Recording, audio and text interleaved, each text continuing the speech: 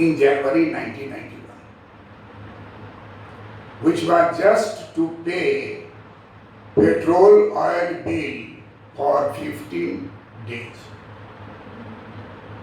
And in the same time, several Government of India official debt papers matured.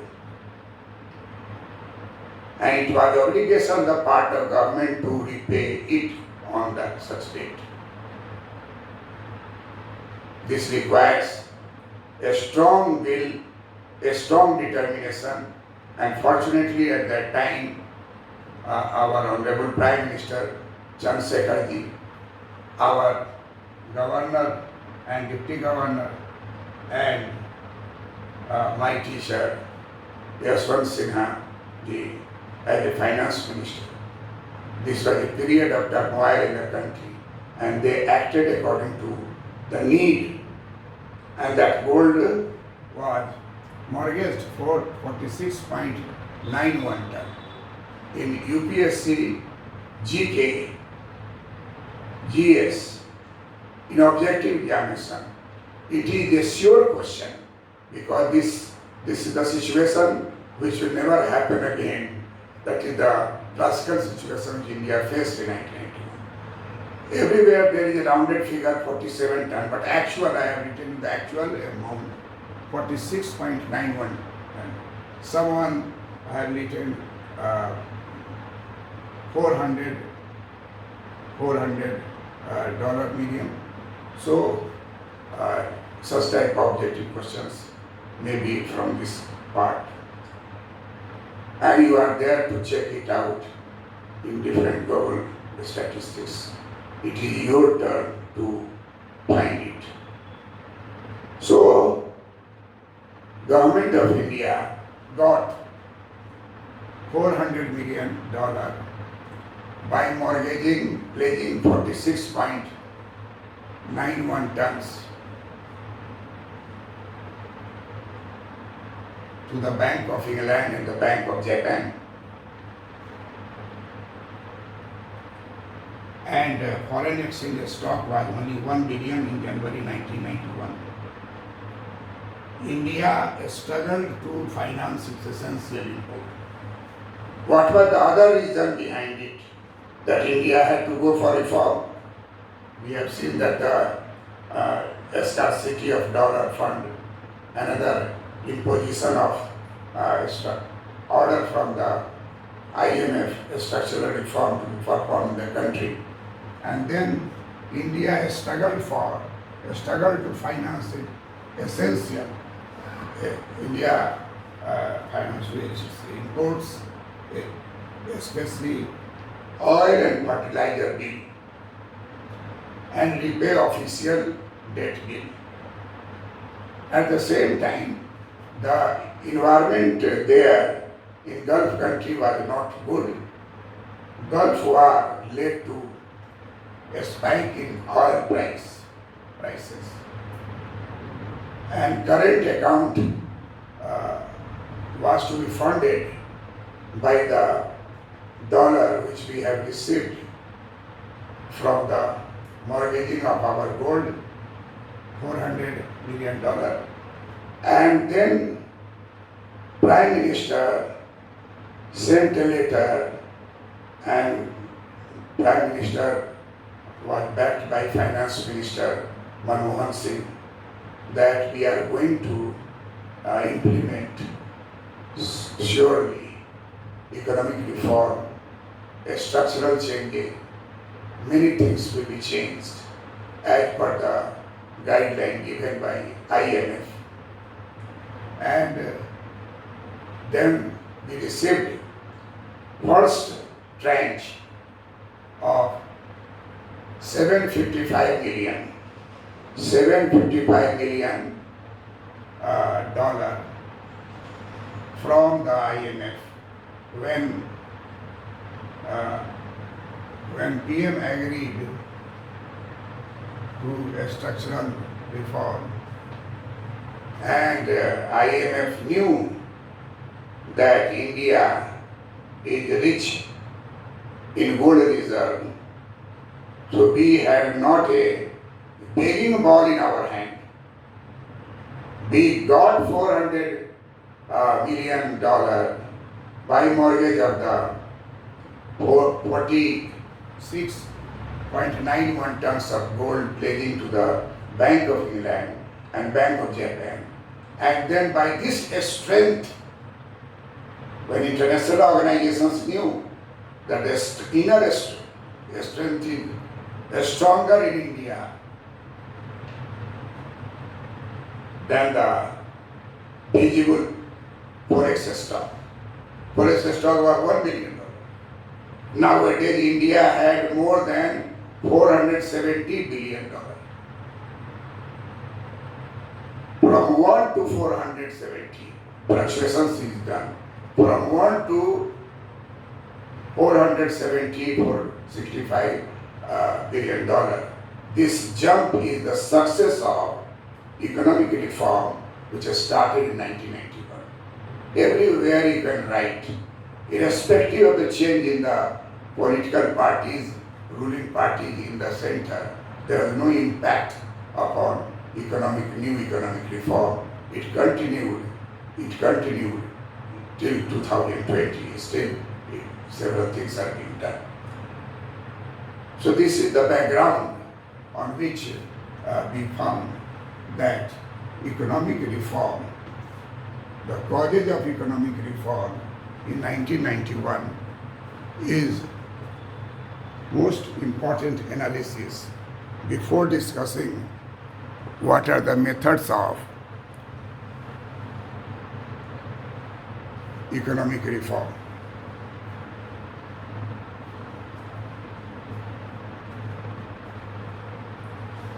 Now, after this background, causes of economic reform in India 1991. Now come, what is economic reform?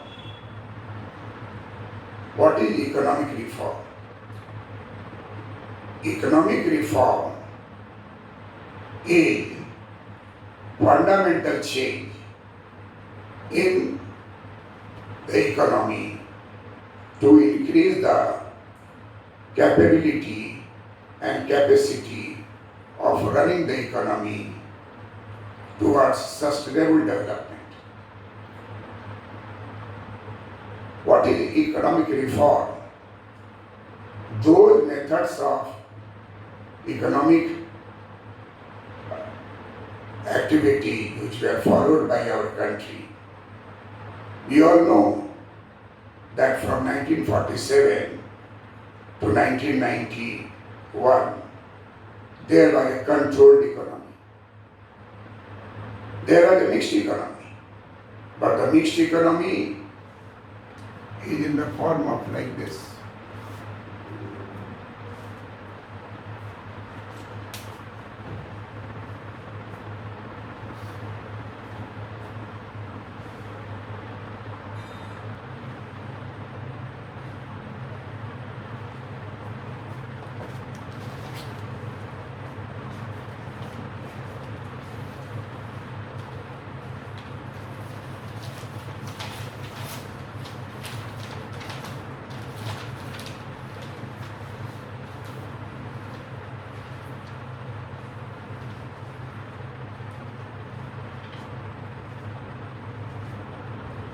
Now, we are in a position to start that what are the steps taken under new economic reform India in 1991. Whatever we have discussed that was related to causes of requirement of need for this economic reform in 1991. And I had used equations so that you can know the importance that adverse balance of payment was one of the most important reasons. And the economic reform has two types. First is fundamental change in the different sectors of the economy, and second is a structural change in different sectors of the economy. Fundamental change means which is related to number one, chronic adverse balance of payment. For several years, last 70 years, only 2 years are exception where marginally there is favorable balance of payment. Rather, every year there is adverse balance of payment. And this may be due to certain basic defect in the process of the spending of foreign currency. And there is need to think that how to correct adverse balance of payment. And we all know that Swan diagram, Swan, Solo, Swan model of growth. Solo got Nobel Prize, but Swan did not get any prize. He got prize in his country, and his Swan diagram is quoted in America. Likewise in China, James Mead, economic growth model. James Mead conflict that is being read in China, that China facing the Mead conflict. In USA, in Financial Times, New York Times written that Swan diagram is there. What is Swan diagram? Swan has said that for the economy in equilibrium, there is two types of requirement. Number one, internal balance, and number two, external balance. What is internal balance? Internal balance means price stability. Neither inflation nor deflation. Such case is not impossible. It is possible in China. China has zero inflation. But in democratic country it is not possible, and therefore mild inflation rate of 4% is required to continue to boost the economy. But internal balance is known as, according to Swan diagram model, according to Swan model, internal balance means price stability. And another is external balance. External balance means balance of payment is balanced.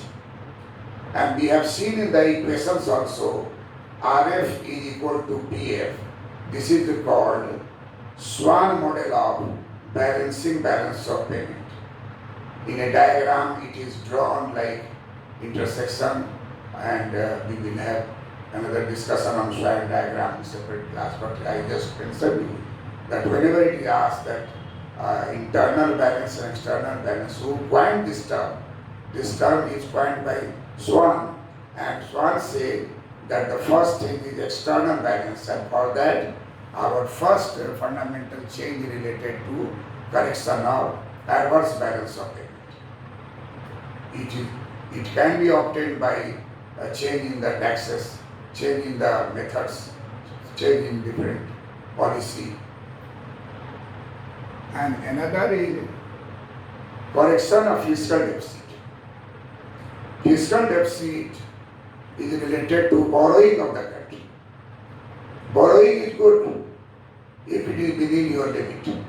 But you have taken such amount of borrowing that whole of your current income is paid to the interest payment of the debt. This is known as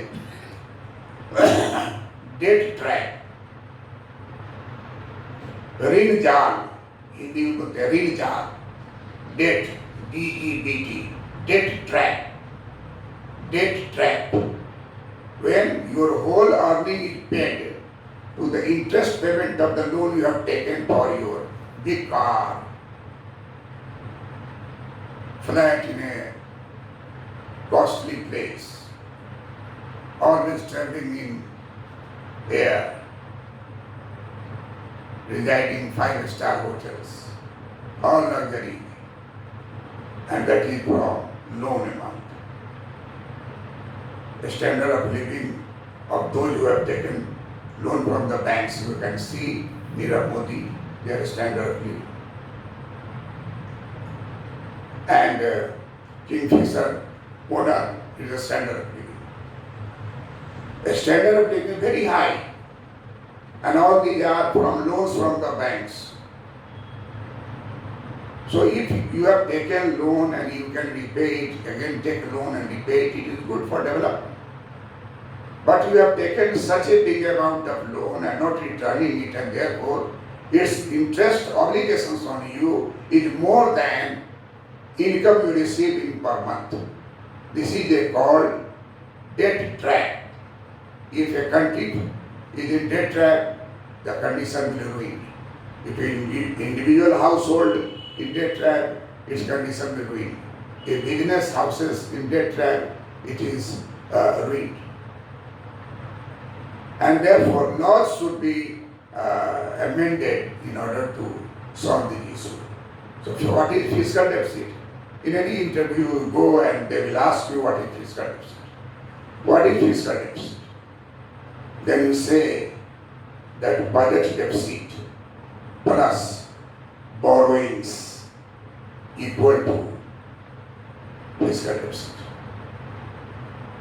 And we will discuss in detail also when some requirement of such type here. Therefore, I always ask that those who are listening me, if they want to listen to these topics from me, if they don't know, remove your side layer on your face and write me that, sir, you discuss the fiscal deficit, budgetary deficit, and prime deficit, like things. Many of the non-economics students might have problem, and therefore I have taken this GS economics priority basis, because it will help by few marks and it will help in interview. Your selection is sure. Therefore it is said that fiscal deficit must be revenue deficit, that is such like CAD, current account deficit, such thing in taxation. Revenue deficit. Revenue deficit must be corrected first at priority basis. Then the third point is control of inflation. Control of inflation, we know that inflation, deflations both are happening in the democratic capitalist economy. In communist economy like China, there was zero interest rate. And we all know that in Japan interest rate is zero. In USA at present interest is zero or near zero. So the difference of Indian system and their system is different. In our country, interest rate is 10%, 16%, 30%. Zero interest rate is unthinkable in underdeveloped and developing country. Therefore, it is said that the fundamental change must be brought about fastly, quickly under economic reform. This is called new economic reform. Number one, correction of adverse balance of payment. Number two, correction of fiscal deficit. Number three, control of inflation. Then the structural side of the economic reform is number one is trade reform. What is trade reform? That means opening of the economy. Our India was a closed economy, and it has to be opened fastly. And for that, under trade reform, quantitative restrictions, QR, must be removed. There should be free flow of goods from our country to other country, other country to our country. That is known as quantitative restrictions, must be removed under trade reform. Under trade reform, there is a freedom of export and import, and tariff rate must be reduced to the tax rate of the country. We all know that tax is on domestic commodities and tariff is on foreign commodities. It is WTO suggestions that when foreign commodity enter to domestic economy, your domestic economy, then tariff rate must be equal to the tax rate. There must not be any discrimination between home product and foreign product. This is called reform. This is called structural reform. You can recall the KFC first office in Bangalore was opened their outlet, and there was a lot of resentment by the Indian people, and a stone throwing was done on KFC. And now in Patna, KFC is there. In every part of the country, McDonald's is there. So this freedom they require in trading. And trade reform is related to export and import. It is related to commodities. It is related to tax preferences. And the second is fiscal reform. Fiscal reform is also a structural reform that reduced the tax rate. There was a invention in economics, innovation economics, that reduce the tax rate, there will be increase in the tax revenue collections. That is known as Laffer's curve, Laffer's thesis. American economist Laffer said that reduce the tax rate, there will be willingness to pay tax will go, and therefore many people will pay tax, and the total tax revenue collection will sharply increase.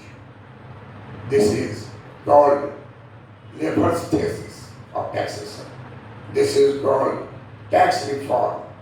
This is represented by Laffer's curve. And a spending reform, public spending reform. In this case, it was said that government is there to do good governance, not to sell omelets in Asoka Hotel, Delhi, public sector hotel. Government is not for that. Government should concentrate on good governance, and business should be given to the businessmen. It is not the business of the government to do business. This was the motive of the structural reform. But in our the hangover Nehruvian era, Pandit Jawaharlal Nehru said that from needle to ship will be manufactured by public sector. And therefore, the mixture that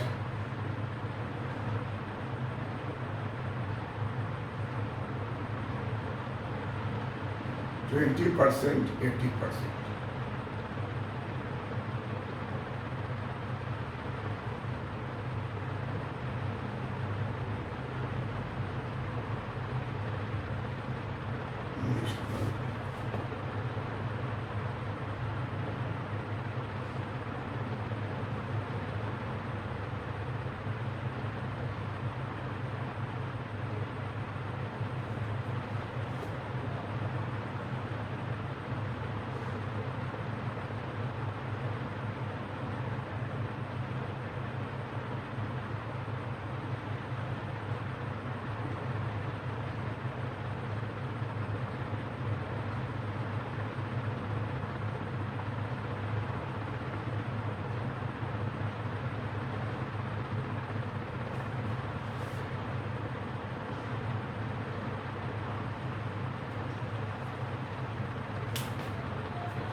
Look there, this is a structural reform that from 1947 to 1990, mixed economy India,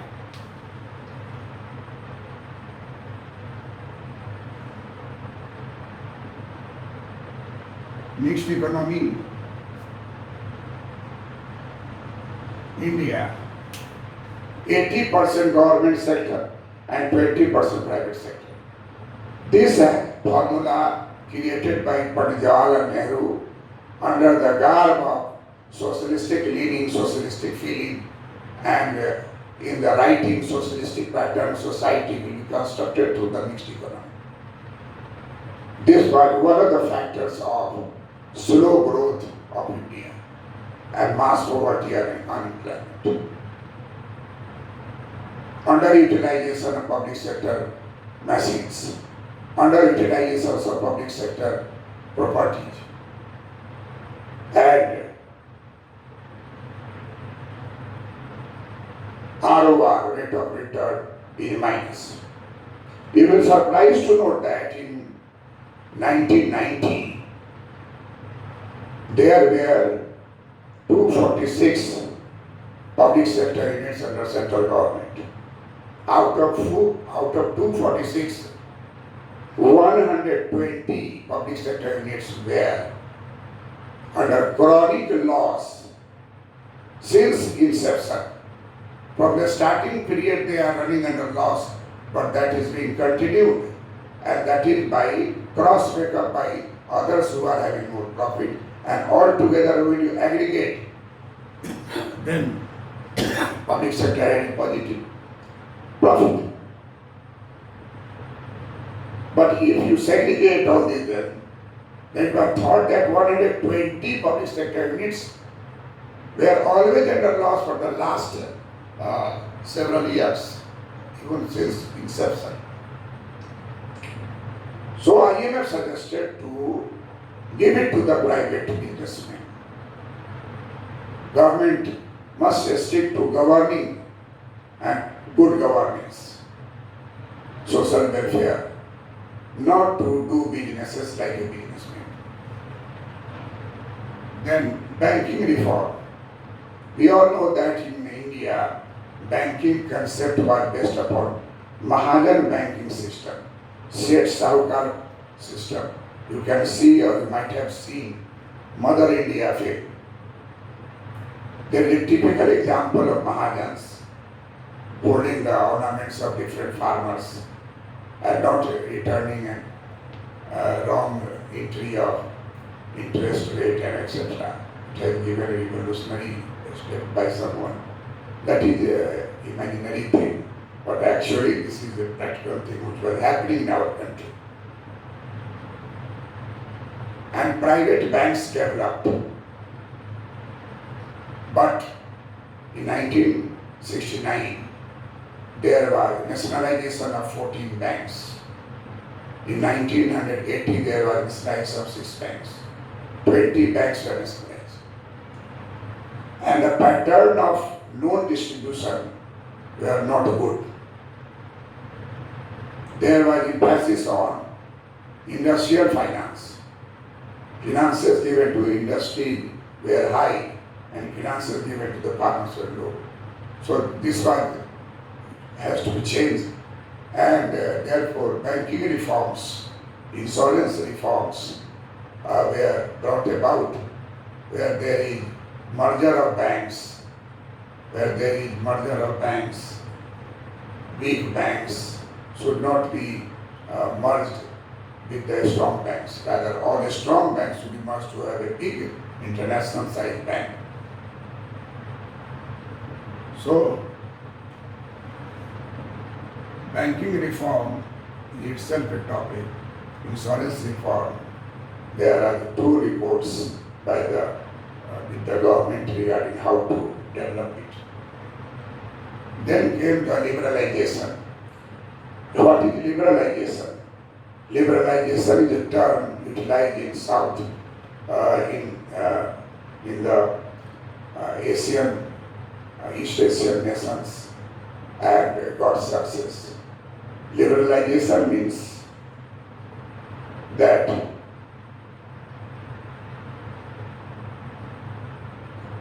removal of, repeal of those acts which are creating problem in the way of development. There are many laws in our country which were framed during British period under the garb of imperialism, empire, British Empire. Many acts are hangover after independence.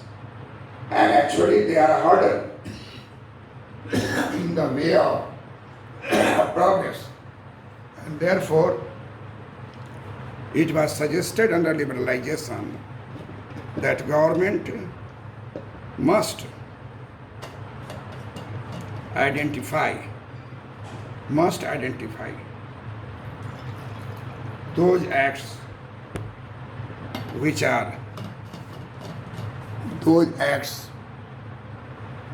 problem in the way of running businesses.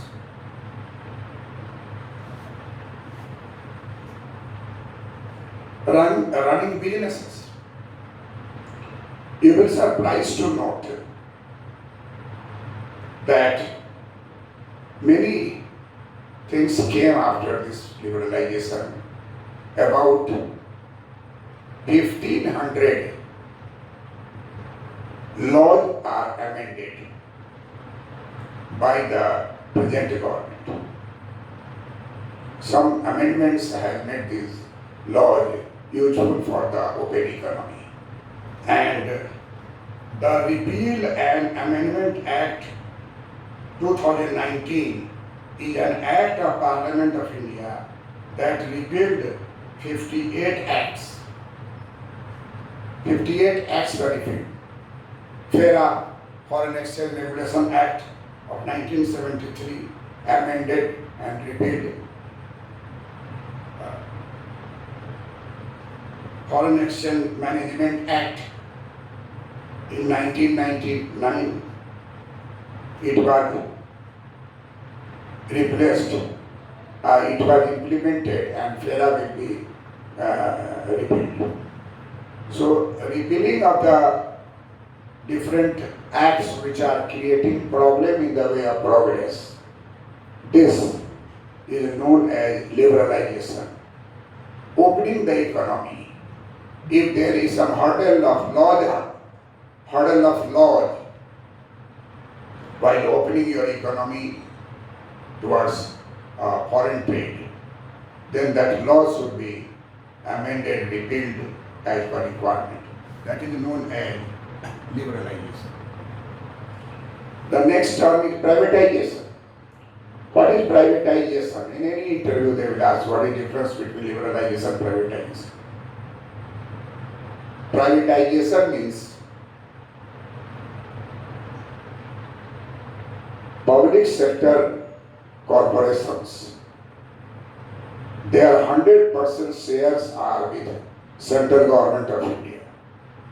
And nearly 1 lakh public sector corporations under different states of India, 1 lakh, their share was with the state governments. It is said under privatization that in the open market there must be sale of the shares of public sector enterprises. Selling of the shares of public enterprises to the open market is known as method of privatization. This may be called as divestment. Investment, purchase of share, divestment, sale of the shares. And thereby a huge fund will be generated by the government to repay debts, obligations and keep the current revenue for development purposes. About more than 30% of the current revenue is spent on the paying of the interest. Interest not of the present government, previous government. Interest had to be paid by the government, is government liability, whether which government has taken loan is no matter. So it is said that under structural reform, that interest rate is reduced, therefore you repay and the new bond will be created at lower interest rate, that is swapping technique, and thereby burden of payment of interest will be reduced.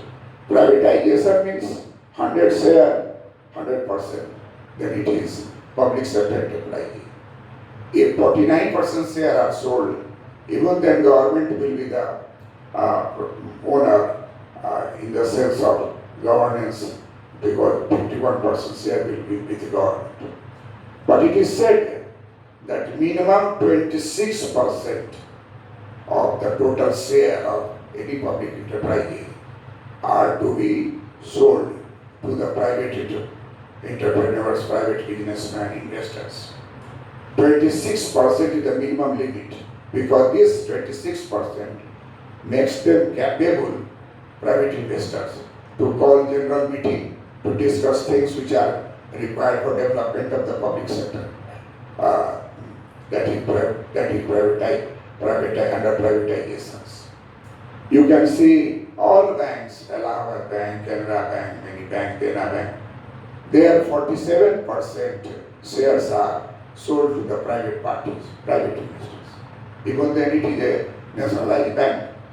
So this technology of privatization is to be utilized to generate more resources for wiping out debt burden, pulling the economy from debt trap and faster development. Then the sixth is globalization. We all know that we are globalized, and India has entered into globalization. India supplied a medicine to foreign countries which are required in this period of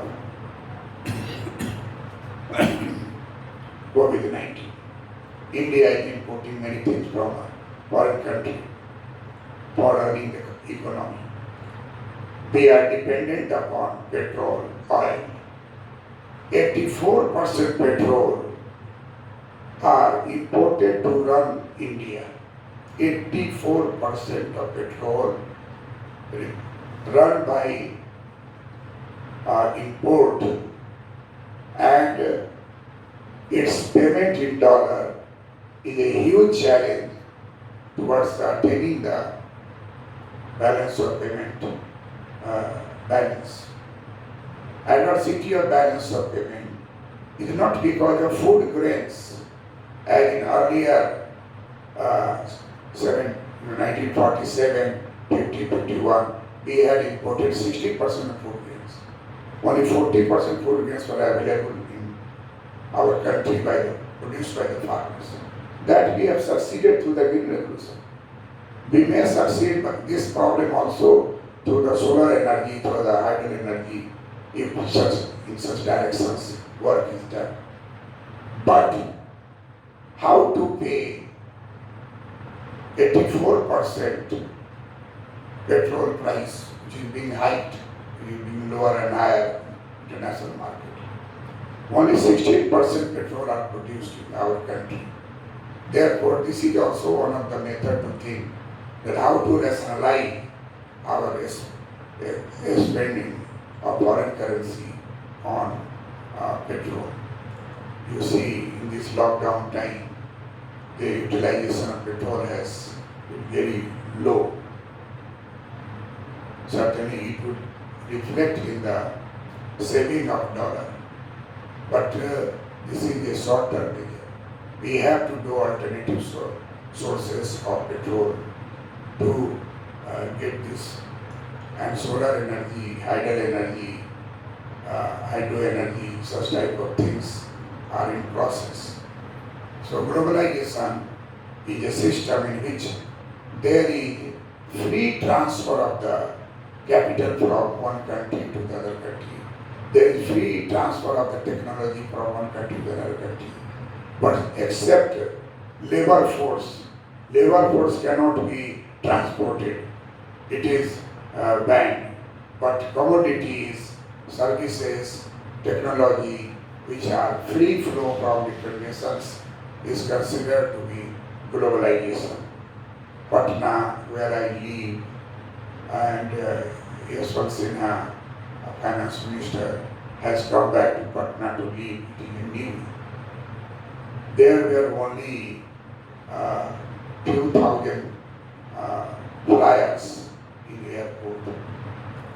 Few thousands. Then it turned into 5 lakhs. And recently, before coronavirus, when I visited there is 30 lakh flyers from Patna town to different places. This showed the growth of flyers in airplane